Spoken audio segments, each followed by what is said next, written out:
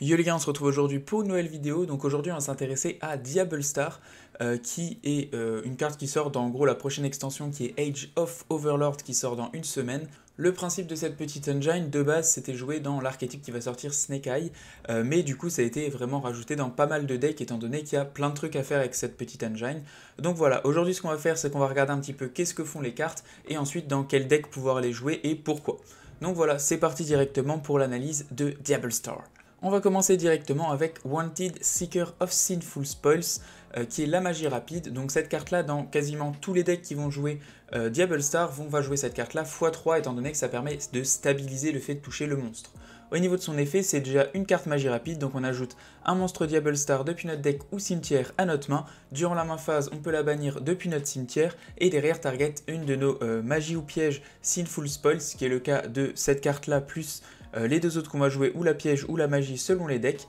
Et derrière on va pouvoir la remettre dans le deck et ensuite on va pouvoir piocher une carte. On peut utiliser chacun de ces effets qu'une seule fois par tour. Rien que cette carte là est déjà super intéressante dans le sens où déjà c'est une magie rapide, donc ça nous empêche de nous prendre drôle dessus vu qu'on peut la faire ou en draw phase ou en stand-by. Derrière, l'aspect qui est intéressant aussi, c'est qu'on peut reprendre le monstre Diable Star depuis ou notre deck ou notre cimetière. Donc dans le cas où on veut jouer le monstre x1 par exemple, ça reste possible grâce à cette carte là. Et ensuite, le dernier aspect qui est super intéressant, c'est que ça nous permet de recycler les magies ou pièges de l'archétype pour potentiellement refaire une fois ce qu'on va voir un petit peu après dans le combo. En plus, ça nous permet de piocher une carte, donc franchement, c'est un régal. Rien que cette carte là, c'est déjà une dinguerie en elle-même. On arrive maintenant au monstre qu'on va jouer, c'est Diable Star The Black Witch, qu'on va clairement jouer x2 dans la plupart des decks, mais après il y en a qui vont le jouer x1, x3, selon vos decklists ça peut un petit peu changer, mais en général ça reste quand même x2. Au niveau de ses effets à ce monstre-là, déjà il est niveau 7 magicien, ce qui est quand même important. Ensuite, on peut l'invoquer spé depuis notre main en envoyant une carte depuis notre main ou terrain au cimetière. On l'invoque spé du coup directement et on peut l'invoquer spé comme ça qu'une seule fois par tour.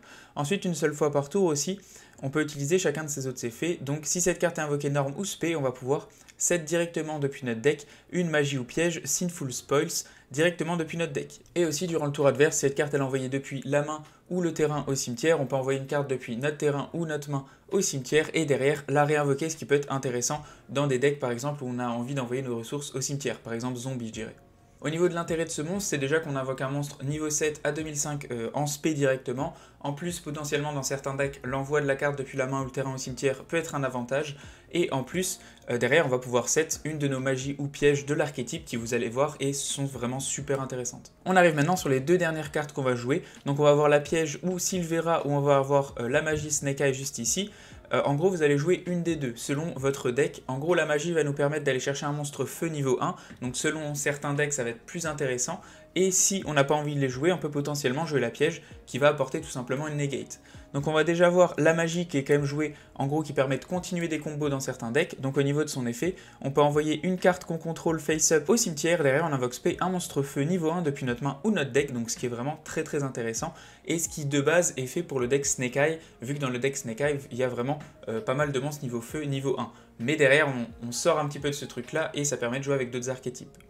Ensuite, autre effet, on peut bannir cette carte depuis notre cimetière, target un Snake Eye ou une Diable Star dans notre cimetière et ajouter un monstre level 1 feu depuis notre deck à notre main et derrière placer le monstre en dessous de notre deck. Donc ça nous permet en plus de recycler notre Diable Star, ce qui peut être intéressant dans certains cas. Et on peut utiliser chacun de ces effets qu'une seule fois par tour. Qu'est-ce qu'il y a concrètement d'intéressant avec cette carte-là? C'est tout simplement que dans certains decks, on n'a qu'un seul axe pour aller vers notre combo de base, par exemple un deck volcanique ou un deck Sky Ace qui est un petit peu plus fort clairement, mais en gros ça nous permet que si on se prend une entrap sur notre loop de base, derrière on va faire notre Diable Star et notre Diable Star nous permet de continuer notre combo et de finir potentiellement à ce qu'on a envie d'avoir sur le terrain si on avait eu notre combo de base. Donc c'est super intéressant parce que ça crée une deuxième ligne de play, ce qui fait qu'on peut potentiellement se prendre plus de trucs dans la figure et quand même avoir un board assez intéressant.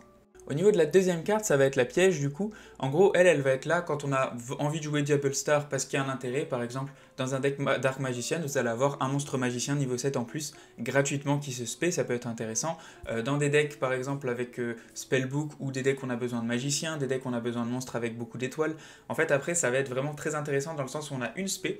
Et vous allez voir que cette carte piège là est super intéressante aussi. En gros, Diable Star va pouvoir la set directement sur le terrain. Et cette carte là, elle dit qu'on envoie un monstre Diable Star depuis notre main ou depuis notre terrain au cimetière, on target une carte de l'adversaire, une carte sur le terrain et on annule ses effets. Son second effet, c'est que si notre adversaire répond à l'activation d'un effet ou de nos monstres Diable Star ou d'une de nos magies ou pièges Sinful Spoils. Derrière, on peut bannir cette carte depuis le cimetière et annuler l'effet de l'adversaire, ce qui fait un effet encore plus intéressant parce qu'on a le premier qui negate sur le terrain et le deuxième qui peut potentiellement renegate un truc de l'adversaire en la bannissant du cimetière.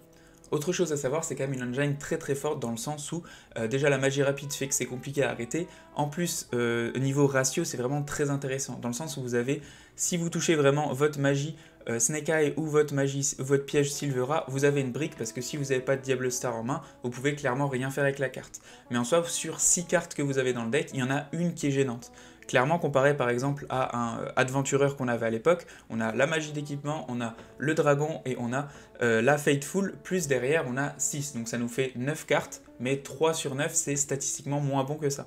On arrive sur quelque chose d'un petit peu plus concret avec le deck Sky Ace, juste ici, qui est joué avec Diable Star. Donc comme je vous disais, au niveau des ratios, on a 2 fois le monstre, plus 3 fois la magie rapide et une fois la magie Snake Eye.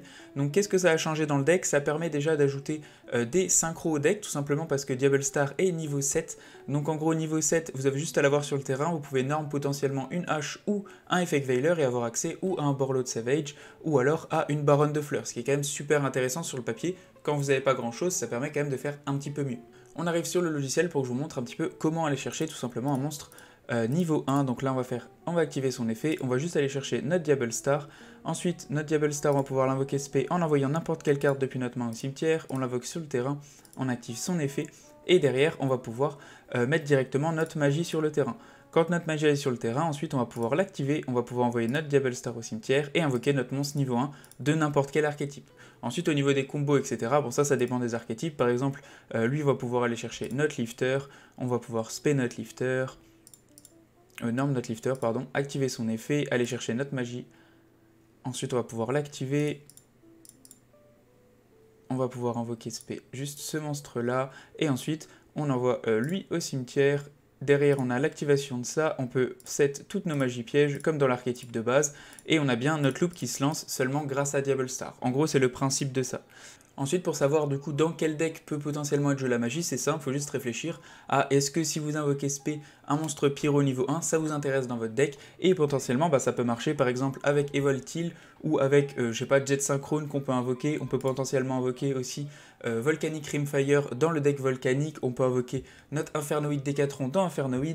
Donc les possibilités sont limitées tout simplement au monstre niveau 1 feu, si ça vous intéresse de l'espé, et aussi s'il y a potentiellement un petit peu plus quand même de choses à faire avec le deck. Mais en soi, c'est le principe de Diable Star avec une carte magie. On arrive du coup sur le second exemple concret de ce qui est joué, sauf que là on va jouer avec la piège et potentiellement une autre magie rapide qui est un petit peu moins jouée mais qui reste quand même très intéressante. Donc en gros le principe c'est que le deck de Invoked plus Dogmatika ne peut pas du tout invoquer l'extra deck, donc on pallie bien à ce problème là parce qu'on n'a pas besoin de l'extra deck avec Diable Star. Et pareil, on joue au niveau des ratios 2 fois Diable Star, le monstre, on joue 3 fois la magie rapide, on joue une fois la piège, et pour le coup on va jouer une fois Sinful Spoil of Doom Erciela, qui est super intéressante aussi.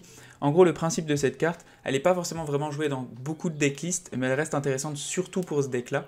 En gros le principe, on target un monstre level 7 ou plus magicien, donc en gros notre Diable Star. Et derrière, on applique les effets suivants. Le monstre est inaffecté par les autres effets de monstre.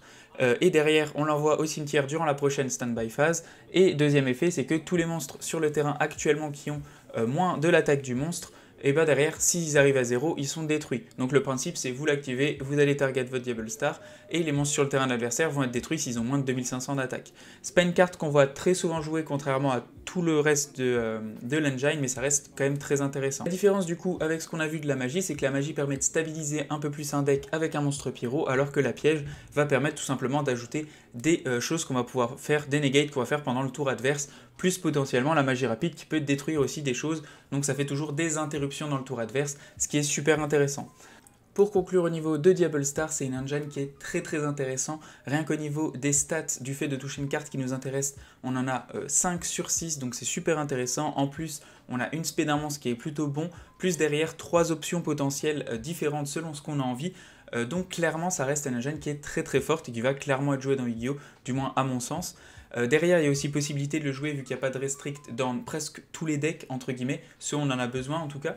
Et ça laisse aussi la possibilité, par exemple, les decks dont j'ai pas parlé comme Orcust, comme vraiment des decks qui sont un petit peu plus calmes en ce moment, qui vont pouvoir remonter grâce à Diablo Star. Invox, c'est un peu le même cas.